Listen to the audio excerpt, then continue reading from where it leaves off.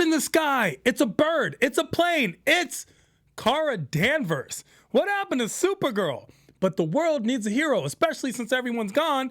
We get Dreamer Girl, the hero National City needs, not the one they deserve. Don't sleep on Dreamer Girl or on James. That guy's the power maniac right now. We are talking Supergirl Season 4, Episode 19, American Dreamer. The AfterBuzz After Show starts right now. You're tuned in to AfterBuzz TV, the ESPN of TV talk. Now, let the buzz begin. It's all happening right now. We have a levitating James. We have Dreamer Girl saving the world, and Kara Danvers is actually doing journalism. What's going on in Supergirl right now as we talk all things Season 4, Episode 19, Supergirl, American Dreamer, a play on play on play as we got that American Woman montage in the back. I mean, so many good things are happening this episode. It's going to be amazing.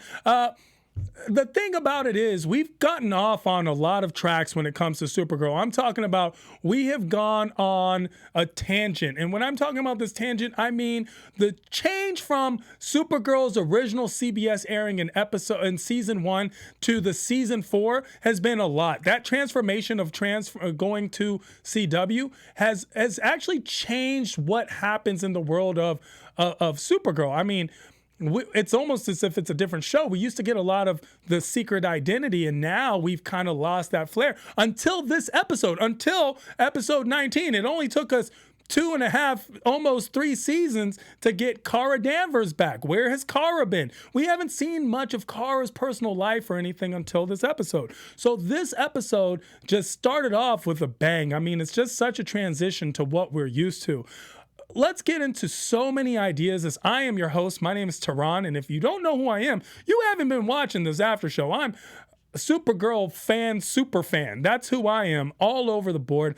And the thing about this Supergirl show is I discussed that overall thought is I'd love to know what you guys are all thinking at home, because this episode was finally the wow we've been kind of waiting for. We got so much, almost too much. And my overall thought is that we almost got too much story in one episode. They kind of jam-packed it. Something we've seen in past Supergirl episodes, except at those times it was confusing. This one, it was almost as if too many storylines happened to the point where none of them was fully hashed out. Now, was this a plot point on purpose so that we can wait as we're getting very close to the finale? Or was it also, we're close to the end of the season and not really much has happened. We've been too much set up. Now we have to throw in information really quick. It could have been misconstrued as both, but I will say this.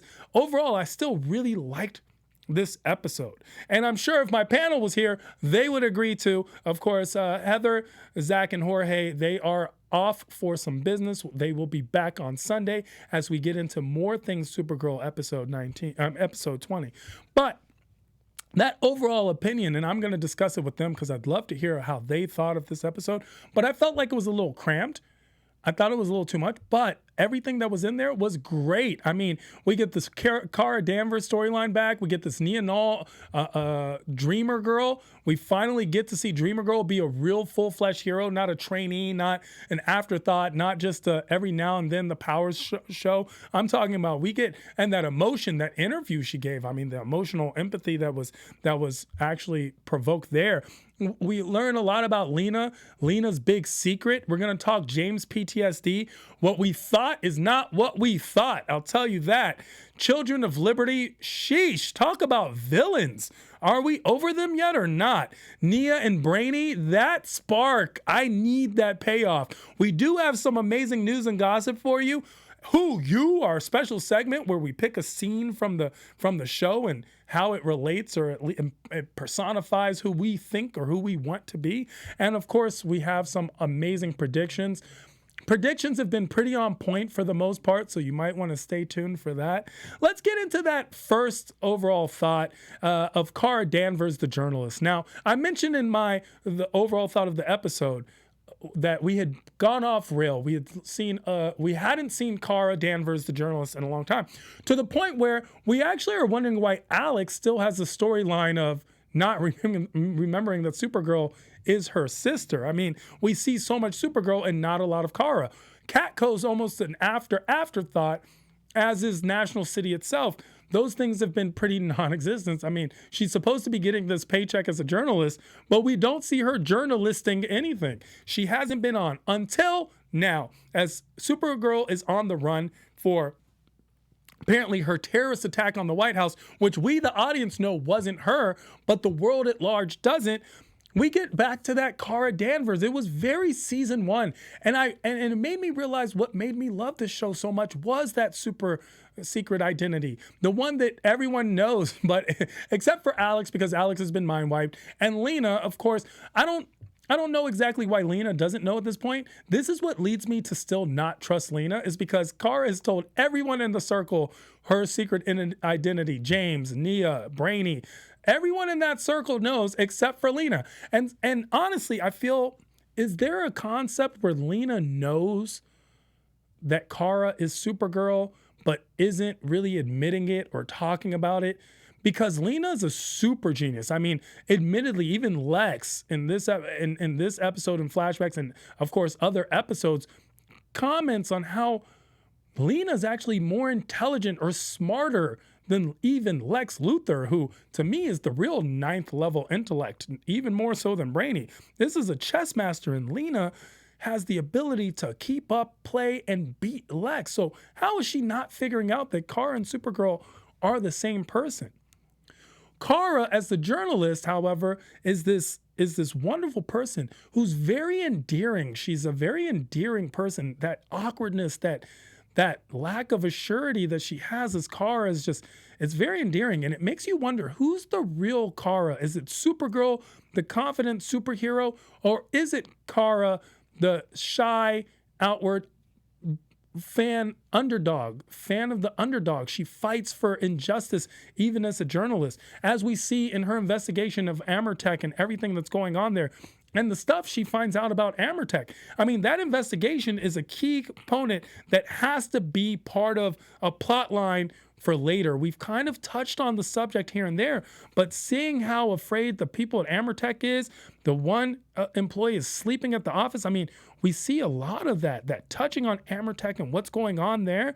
That's part of Kara's charm. She always fights for the underdog, whether it's as Supergirl or as Kara, but when she does it as Kara Danvers, it's a little more real. So yes, we know she has Supergirl powers, but those powers don't help her in her journalistic views and integrity.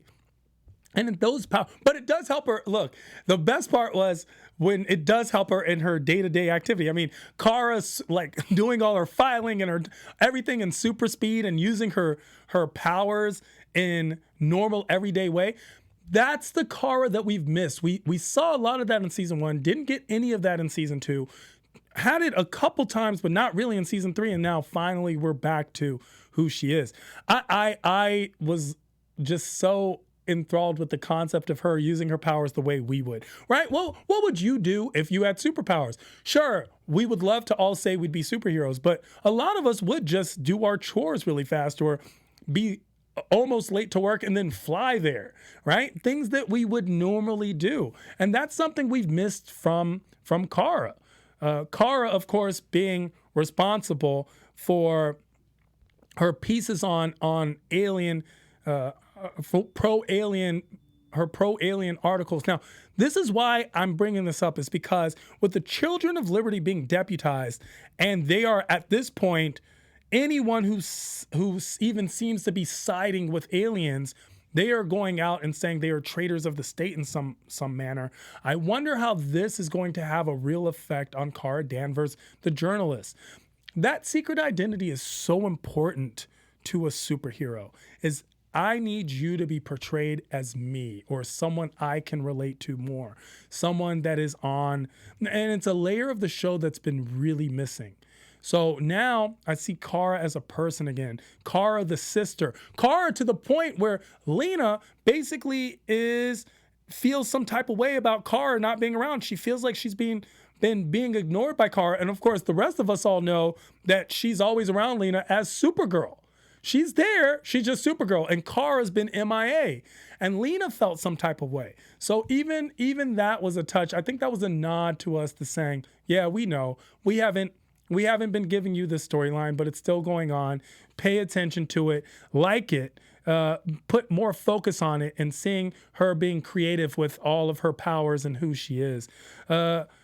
That's the whole concept. We haven't seen that since the beginning of the season with the L Corp lockdown, and we got to see Kara, and of course we see her manifest herself in the prison scene. So it's so good, and we get to see her like knocking over the mugger because she can't be Supergirl anymore, right? So she hits the mugger with her elbow accidentally and stops the mugging, or just she uses her pink coat, which was instead of her cape. She uses the pink coat and stops that whole chaos that was ensuing with the Children of Liberty. That's actually that concept of action through the normalcy was a very good look and says a lot about what we're going to get into in the news and gossip. So you're going to want to stay tuned as I give you a nice, good reveal there. She has to keep this whole concept of what's going on with martial law, with the Children of Liberty and the lockdown. She has to write that into her investigation. She has to talk about that. And of course, Supergirl then promotes Nia to Dreamer to be the superheroes. Like, they get the talk, and Nia, who's kind of been reluctant in using her power, and then we see her wanting to use her power and she's practicing. Now she's full-fledged superhero. Now she's in there in the world, and we get into that into the interview. But before I get into the interview, I want to talk to all of you at home. Thank you so much. I know my panel's not here, but I'm so glad that I have all of you here, because you guys are, if not more so, at least as much as a part of our panel as all of us here in the studio. We love your comments. We appreciate your thoughts. And in your theories are fan, and I capitalize fantastic. All of you at home listening to us on iTunes, give us that 5-star rating. Everyone on YouTube, comment below. We love hearing from you. Comment on YouTube, push us to the top of the page. Let them know that there's this platform for us to talk some Supergirl. And in fact, AfterBuzz is the platform to talk all of your favorite shows. I myself host a slew of after shows right here on AfterBuzz, and a lot of you tune in each and every week. So I just want to take this time and thank you all for helping us be the ESPN of TV talk. Don't forget to share, rate, subscribe. Spread the word and share the love. Thank you so much, each and every one of you. Let's talk Nia Null's interview. So Dreamer Girl has this huge live interview that Kara, the journalist, Kara Danvers, puts together. The fact that Kara was able to go live with Dreamer Girl is actually one of those things where a lot of points of contention is, how does Kara have this much influence to do this? But at the same time, it is, if there was a Supergirl world and there was a superhero, we would love to have that interview. That interview would be everything. So Dreamer has an interview, and that interview was so powerful. Let's forget journalistic integrity. That interview was emotional. It was heartfelt. For Nia Null to express, now this isn't just a secondhand or secondary social commentary through Supergirl, which, by the way, Supergirl is excellent at doing that, right? This isn't just secondhand commentary. No. This is now out in the world. The superhero Dreamer expresses and explains specifically about being a trans woman, growing up trans, feeling a certain way, feeling just all the things that a girl would feel, and how that conflict, having the concept of being mixed, and it plays with saying, I have a human father and a mother from Noltroth, and that's what made me me and the being that I am. All these things that were expressed in that interview, which created this wave, the sensation that made everyone feel at ease with this hero. It's actually, I would say, a kickback to season 1, when Kara gives, or Supergirl gives, a very similar interview. I felt that dichotomy. They were setting that up, this emotional interview, and expresses and makes you believe. And now that people have lost their belief in Supergirl, it's so important that they believe in Dreamer. Especially since Dreamer is, as I quoted Dark Knight, the hero they need, not the one they deserve. They really, really don't deserve Dreamer. They don't deserve her. I mean, this is a person whose very essence is about unity, being half human, half alien in a world where humans and aliens are so conflicted. That's a sign of unity. It's bringing people together by her very essence, expressing things that may not be contemporary for a lot of us, being out of the box. Her trans subsequent transformation and all these things, and being so open and honest and putting her wall down fully. That was such a powerful moment. It was an emotional outcry. I want to differentiate it from being a play on emotions or someone just being completely emotionally open. She came off emotionally open. Nia Nall came off superhero Dreamer came off emotionally open to the point where it felt like sincerity. It felt very honest. And Kara's reaction was just fabulous. It was such a real conversation between two people. It actually reminded me a lot of our founder, Maria Menounos' interviews when she's having these very real, very open, not dissecting, not investigating, not interrogating, but these conversations with an interviewer. And it's just so real because it brings the person to life and it humanizes them in a way where it feels like we know them.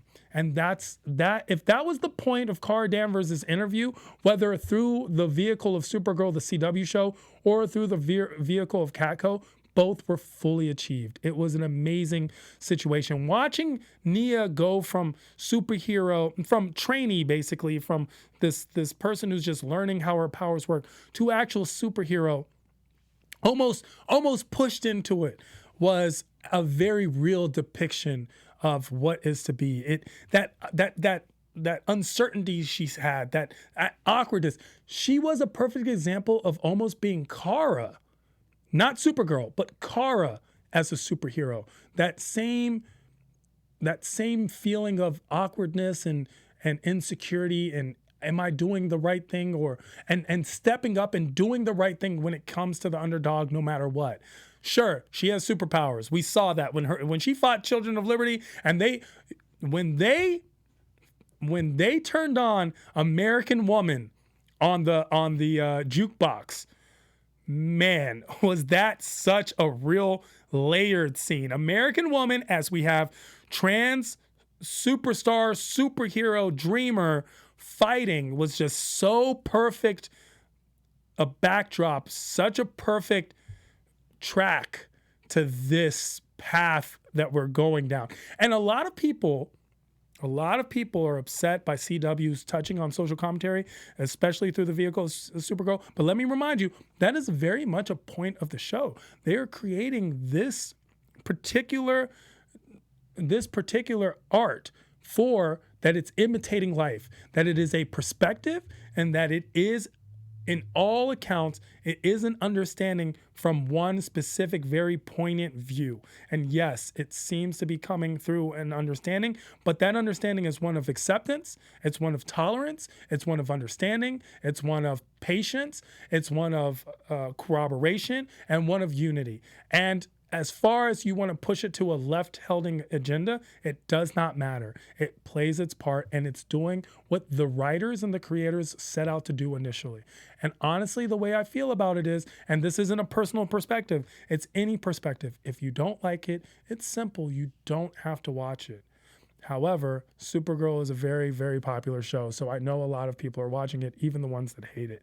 It's great to watch a superhero show not be so superhero-y. And that's why it's so important that they had the storylines of Kara Danvers, professional woman, secret identity, being with her sister, family person, journalist, investigation. And they had the storyline of Nia Nall turning into Dreamer, being in the open, being open about her trans, and being open about her not knowing what's going on, and her storyline with and the whole concept of how she feels a little hopeless as she fights. I mean, it's just very, very good to get that connection.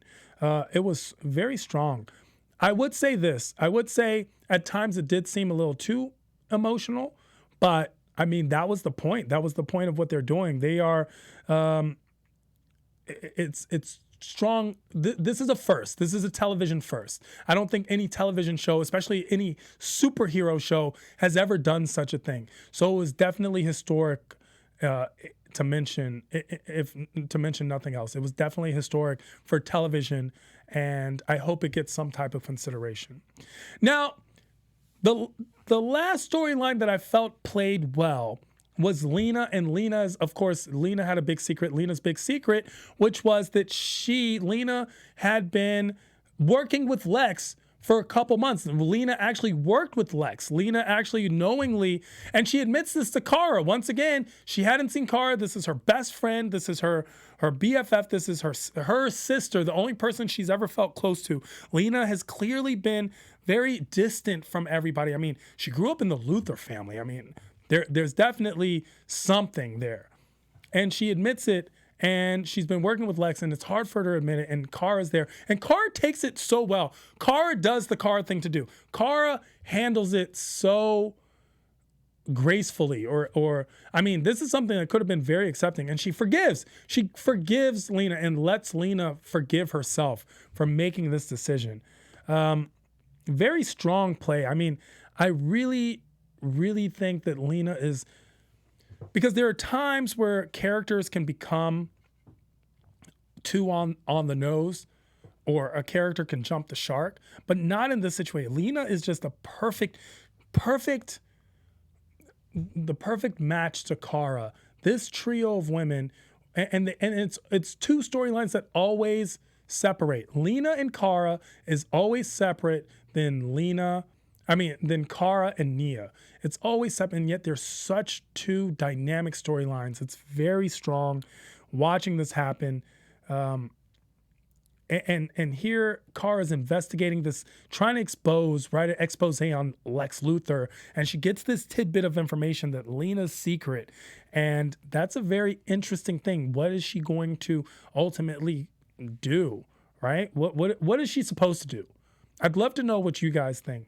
Does she throw her best friend under the bus, or does she take it with investigative integrity and journalism and keep it to the facts? That's something that's big. I think Kara just keeps it to the facts. That's how she goes. But who knows? Who knows what's going to happen? Let's talk into the crammed storylines now. So now we get a whole half of the show where it's almost as if they force feed us all this information. James, as we saw, is suffering from the El Haroon stuff and is going through it. I mean, it's traumatic experiences.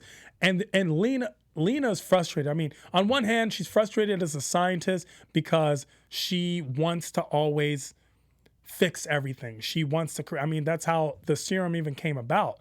On the other hand, if you ask me, she's also frustrated, obviously, because this is her love interest. I mean, they might have broken up, but Lena loves James and James loves Lena. There is definitely something there, regardless of their current status. There's something very real there between the two. And it's a strong thing that we feel every time they're in the room together. We feel there's this give and take, this pull and tug, this tug of war of emotion. Which way should it go? I just wish it could just be easy for both of them. If we could just be together, they just need to work it out. They need to have a conversation and just be what it is. And let's remind James that if it wasn't for Lena, he would be dead. Not superhero dead. I mean dead, because the suit was what made James. But now we see James is powerful. I mean, he's super strong. He levitates a little. I don't know what the extent is. I also don't know the extent of Dreamer's powers, because she gets to the crime scenes, and it felt like, did she have some of Brainy's powers for some reason? Is it built into the suit? Was she able to fly? It wasn't really sure. Of course, we know about the lights and her ability to win in a fight. And if you're listening on iTunes, I'm kind of ducking and weaving because she knows what the moves are going to be. She has that pre-notion of what's going to happen, but James's powers, I think, are a lot more powerful. And who knows how long that can last. I mean, he's charged up. He's definitely ready to go. But he doesn't start off there, obviously. He has a secret too. And his secret is this PTSD. Now, we all assume that it's about being shot, or it's about Lex Luthor, or it's about losing in a fight, or it's something that has to do with him as an adult. But as we go into this Brainy's, it was a mind lab or something where it's basically it unlocks the secrets of your brain. They do this procedure on James, and they realize that the actual situation is that James has this problem and needs to stick up for himself because little James was unable to do so, where he lied and said he was stuck in a bathroom, but it turns out that he was stuffed in a locker by two bullies and therefore missed his father's funeral. Now, I don't know if everyone understood the concept, but when his sister is there, and we've seen James's sister, and we're like wondering, she's the anchor. I was actually questioning last episode, why is James's sister there? Is there going to be a love interest with her and Alex, which we're all building towards? But she's also James's anchor as we see him head in a different direction. I see that now because she's the reflection of what is going to be all of his humanity as he becomes the superhero that he's always wished he could be. So I could see James's attitude changing. We've kind of seen it before, especially when he became Guardian. So I don't know what's going to happen, especially now that he has superpowers. But him being bullied and stuffed in a locker is the catalyst to his need to protect, his need to do more. And that is a very strong personality situation. This PTSD factor of this is a repressed memory that I've hid so deep and dark into my psyche that it actually subconsciously runs and is in charge of everything that I do. Everything that I do all stems from this one topic. And it actually is it's a show of how we need to, as a society, discuss mental health and mental health issues and not repress and suppress ourselves. We need to be open and be able to discuss these things with each other and with ourselves. A lot of us don't. Once again, goes to Supergirl's contention with talking about social commentary. Very, very strong. So there we get the James storyline. And it was a little much because it's the back and forth. Here we have a whole storyline here, and now we have to suddenly change gears and go to James. Another one that worked its way in is Children of Liberty. Now, Lockwood is, as Secretary of Alien Affairs, he's become before in this season, there was a lot of Lockwood. You saw a lot of facets of his personality. Now he's become a very one-dimensional villain. He's just always evil in a way. There is no goodness. There is no redeeming. Before there was redemption, there were redeemable qualities. There was something you looked forward to in seeing him. Now as a villain, he's taken the place of not even Lex, because Lex is not always contemptible. He's taken the place of, I can't even think of a good antagonist for the show that has always had this, but there's no redeeming quality to him. He's just very snivelly. And since they nodded towards Harry Potter, I'm going to do the same.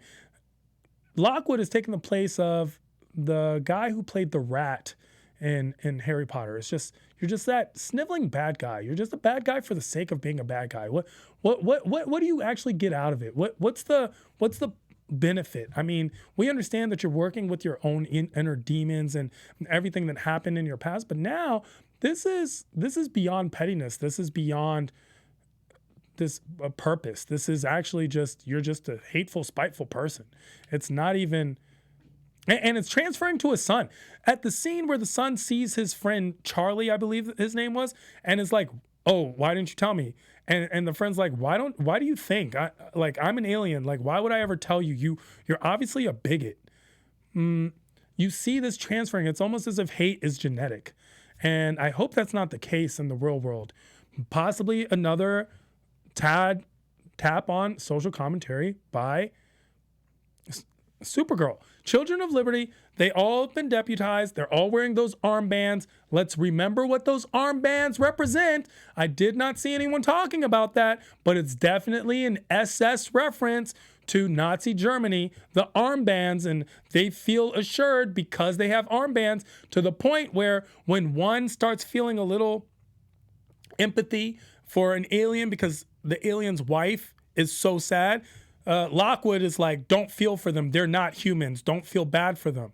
Well, that's where it comes from. It's a slippery slope. Here you go. You start off, you dehumanize them, and we all know what follows after that. We have to pay attention to these signs, the symptoms in National City, and the Supergirl world, Earth, is definitely all around. I mean, we see the Children of Liberty just because the government says something or something's a law, it doesn't make it right. And that's what our responsibility as citizens is, to fight against these things. And it's that saying where a government should be afraid of its people. A people should not be afraid of its government. Here we are in a world, we're on lockdown, we're in martial law, we're in Children of Liberty just harassing people. I mean, it's a very scary time. That's why that scene with Nia and all was so strong. Here, this trans woman kicks all of your asses, and you deserve to have your asses kicked. That was such a beautiful, powerful scene. Another tad bit that was actually very beautiful and powerful, and I know everyone caught this. If you didn't catch this, please rewatch this situation. When Nia Null is giving her interview and points out that she likes nerdy, smart boys, and Brainy's face just lights up because it keeps looking like that relationship is dead in the water, and then they do a little spark. I mean, Brainy, get your act together. You and Nia are the couple we've been waiting for. We want you two together.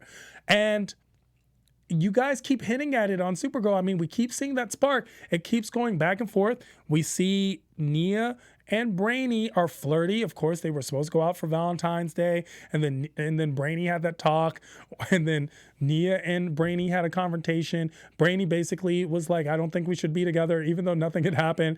Then later, Brainy's like, I know this is difficult for you. And Nia's eating, and she's like, I know, I can't even eat. So we see it's like so playful and how it works out, but we just need this payoff. So I'm thinking that this is a season finale conversation.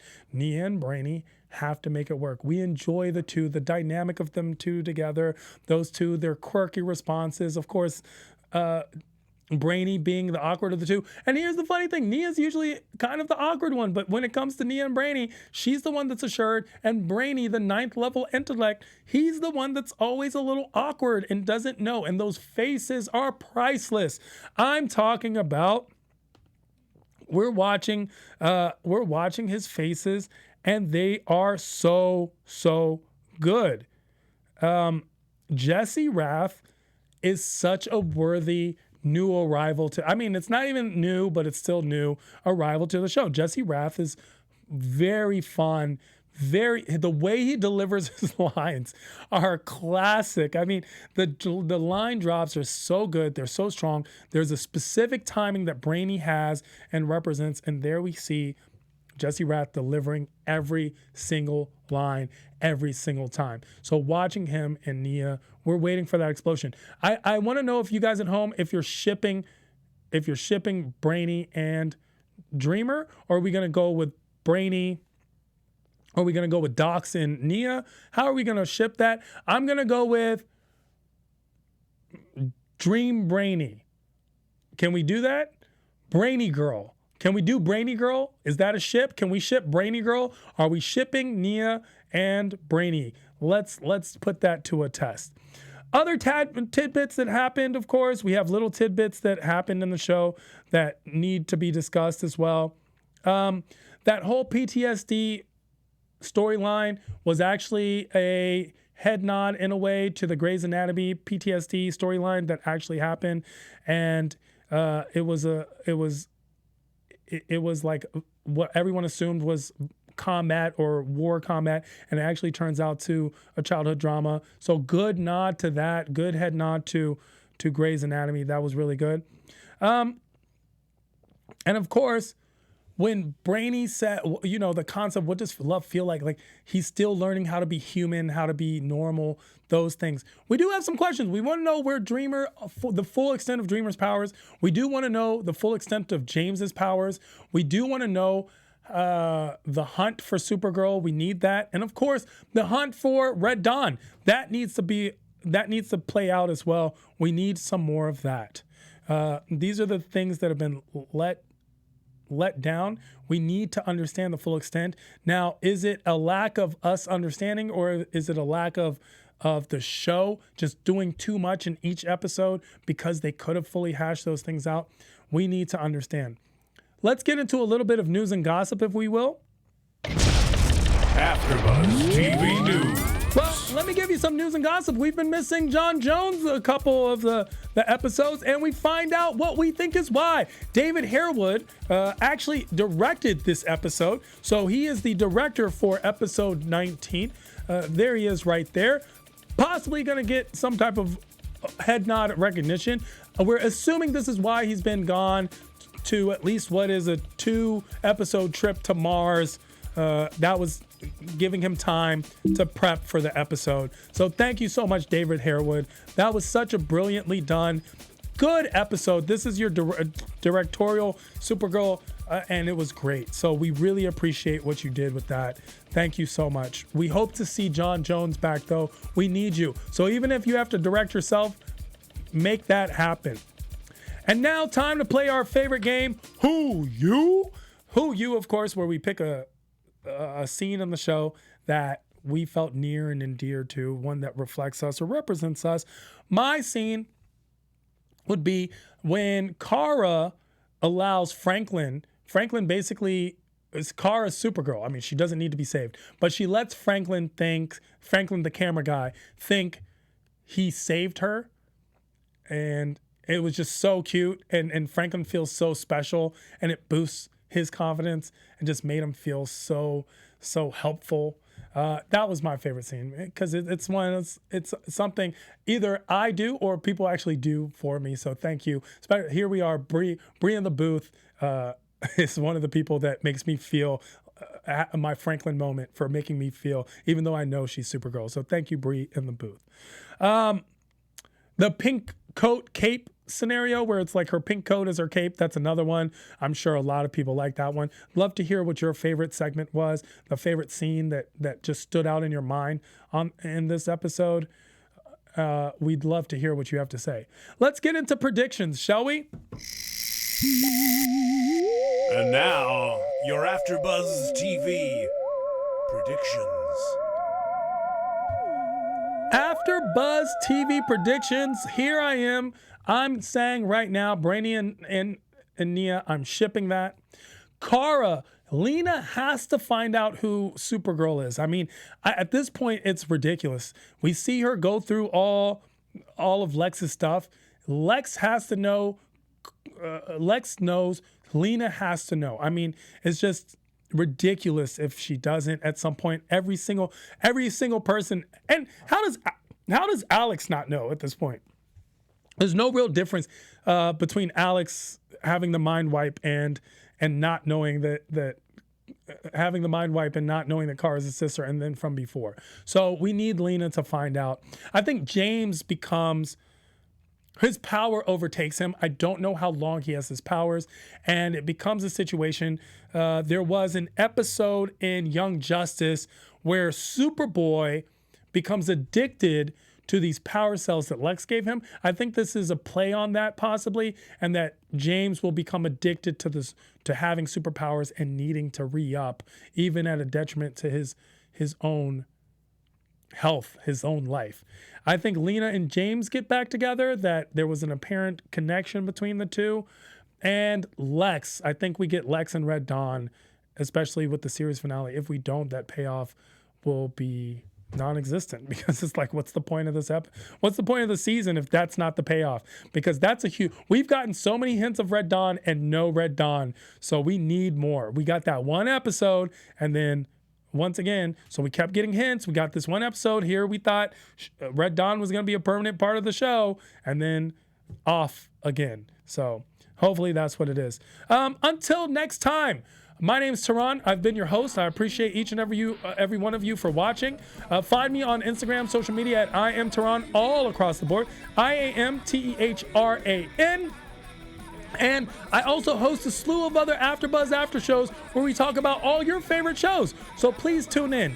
Heather, Zach, and Jorge will be back this Sunday. We have so much to go over. Episode 20. We're going to get into Supergirl and talk about, will the real Miss Tessmacher please stand up? So make sure to stay tuned. Until then, same Supergirl AfterBuzz TV time, same Supergirl AfterBuzz TV channel. From here to infinity and beyond. Our founder, Kevin Undergaro, and me, Maria Menounos, would like to thank you for tuning in to AfterBuzz TV. Remember, we're not just the first, we're the biggest in the world, and we're the only destination for all your favorite TV shows. Whatever you crave, we've got it. So go to AfterBuzzTV.com and check out our lineup. Buzz you later. The views expressed herein are those of the hosts only and do not necessarily reflect the views of AfterBuzz TV or its owners or principals.